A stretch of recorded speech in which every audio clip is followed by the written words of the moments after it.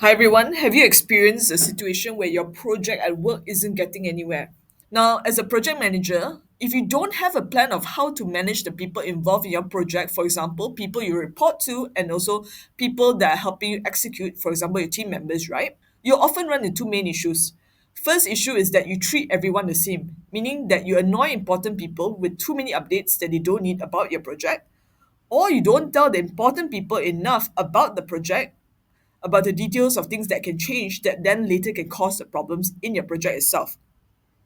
The second problem is that when you hit roadblocks or get pushback on your project itself, chances are sometimes your project can get stuck or delayed because you didn't get key decision makers on board.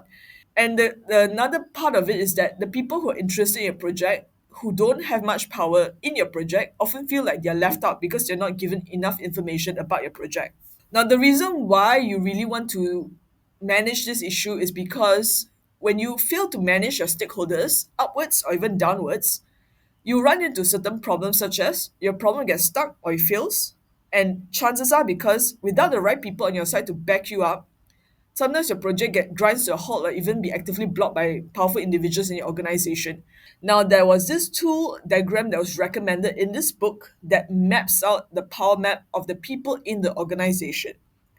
Now, the importance of understanding this diagram is because you want to focus your energy. You want to know who needs what information and how often, so you're not wasting your time on unnecessary updates. And if you are a person that is newly moving on to the role that's project management, sometimes you may have to figure out on your own who needs what information. How do you get a better sense of the stakeholders you're working with? And that only can happen when you know how to talk to each person, you know how to give certain information to powerful people in a project, and you know how to keep the interested people in your project fully in the loop.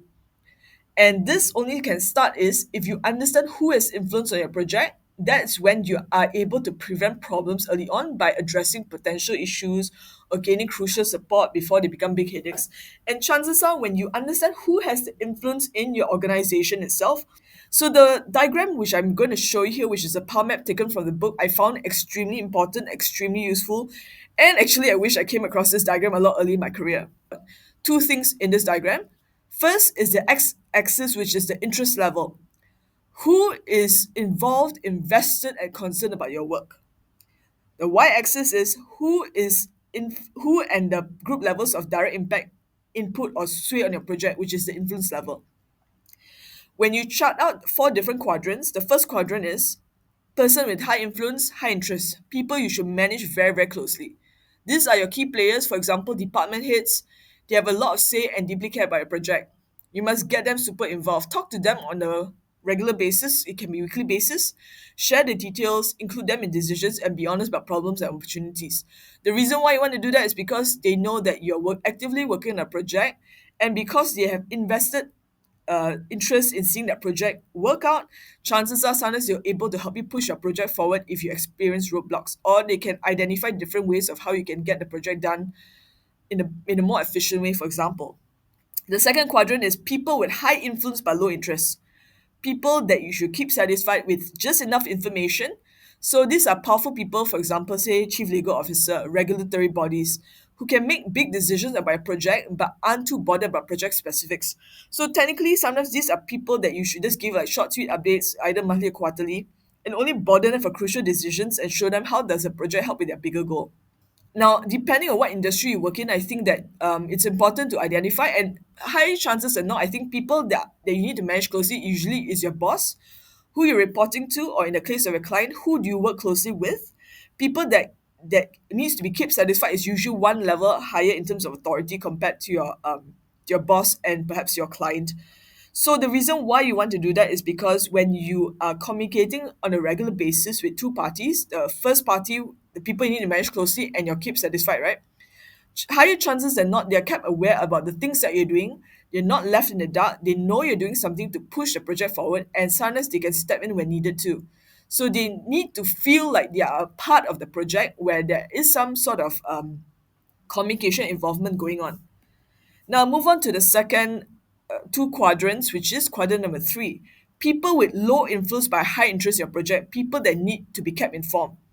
Now, these are people that care about your project. For example, they could be junior team members in your project, they're executing project, or junior staff, but they don't have a lot of decision making power.